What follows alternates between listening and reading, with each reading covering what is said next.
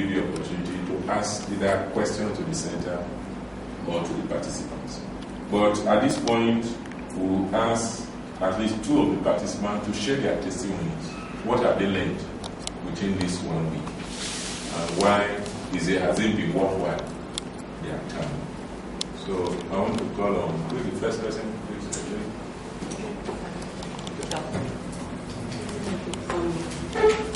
During the course, some of the key learnings that I'm taking away from this leadership course is that leadership is not about the position of the portfolio, but it's about your ability to be able to bring about change wherever you are as a leader. You must be able to transform things from how you met them, take them to the next level. And then at the end, it's also impacting positively on the lives of people that you are also leading. Again, it is important as a leader you have a vision, you know where you're going, and then you're also able to carry people along in terms of seeing through your vision. And then, as a leader, you must focus on the fundamental things wherever you are. The key issues concerning your organization, the strategic things, you must focus on them. And then while focusing on them, you ensure that they are being executed, you follow through, and at the end, you also focus on the results.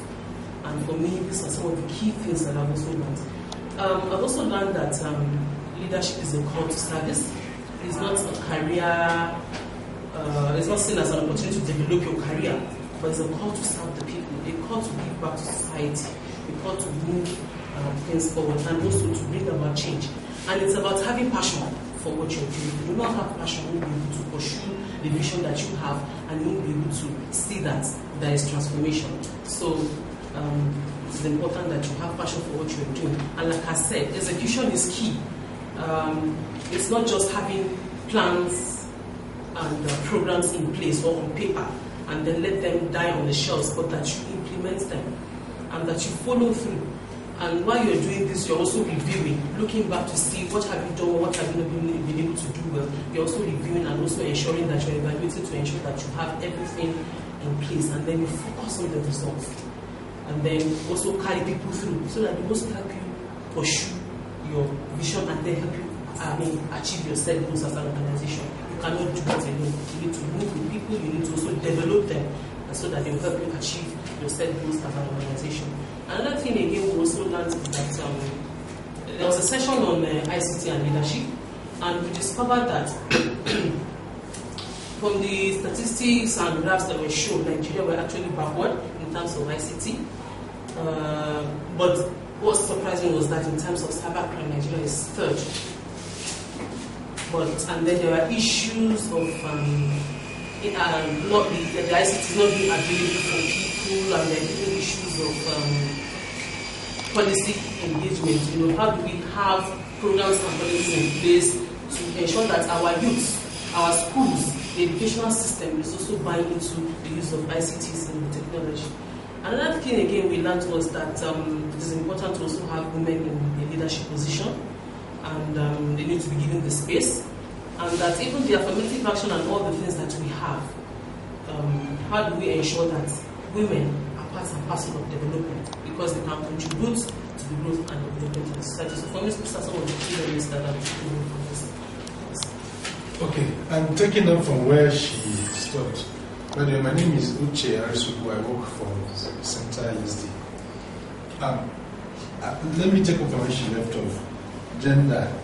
In this course, I was able to understand the difference between gender and sex. That sex is the natural differentiation between a man and a woman. What's your sex?